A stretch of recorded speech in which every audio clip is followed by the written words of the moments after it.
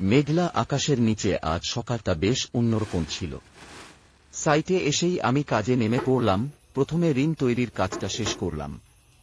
এদিকে আমার বন্ধুও তার দায়িত্ব বুঝে নিয়ে বোর্ড তৈরির কাজে ব্যস্ত হয়ে পড়ল।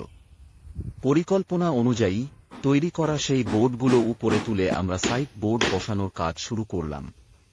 কালকে যে অংশগুলো বাকি থেকে গিয়েছিল, আজ প্রথমেই সেগুলোর দিকে নজর দিলাম। একটার পর একটা সাইট বোর্ড বসানোর সাথে সাথে সেই আগের ফাঁকা জায়গাগুলো নিখুঁতভাবে বন্ধ হয়ে গেল। কাজের ব্যস্ততায় কখন যে সময় গড়িয়েছে টেরই পাইনি। ঘড়ির কাঁটা তখন 10:30 ছুঁয়েছে। 10:30 বাজতেই আমরা দুপুরের খাবারের জন্য বিরতি নিলাম। আজকের মেনু ছিল দুর্দান্ত, কপির ঝাল আর ধোঁয়া ওঠা গরম গরম ভাত। সাইট থেকে খাবার জায়গাটা মিনিট 5-এর হাঁট। ঘড়িতে তখন সকাল 10:30। দুপুরের খাবার পর্ব চুকিয়েই আমরা সরাসরি চলে এলাম কাজের সাইটে। কড়া রোদ মাথায় নিয়েই শুরু হলো দিনের দ্বিতীয় দফার কর্মযজ্ঞ। সাইটে পৌঁছেই আমার হেল্পারকে চিন্তার মেজাজ শক্ত না।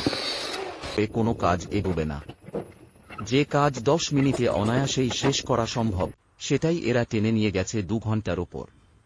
সাইটে একা কাজ সামলানো যে কতটা চাপের, তা আজ হাড়ে মজ্জায় টের পাচ্ছে সে।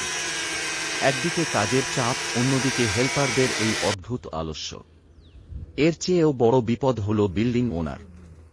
সকাল থেকেই তার ফোন আর তাগাদার শেষ নেই। কবে ঢালাই দেবেন, কবে ঢালাই হবে, যেন ঢালাইটা কোনো জাদুর ব্যাপার, চাইলেই চুটকি মেরে সম্পন্ন করা সম্ভব। ওনারের সেই তাগাদা এখন মাথার ওপর পাথরের মতো চেপে বসেছে। পেট চোঁচো করছে, খাওয়ার সময় টের। আমার হাত চল দ্রুত। আমার সেই কাজের প্রতিটি মুহূর্ত ক্যামেরার ফ্রেমে বন্দি করে রাখলাম।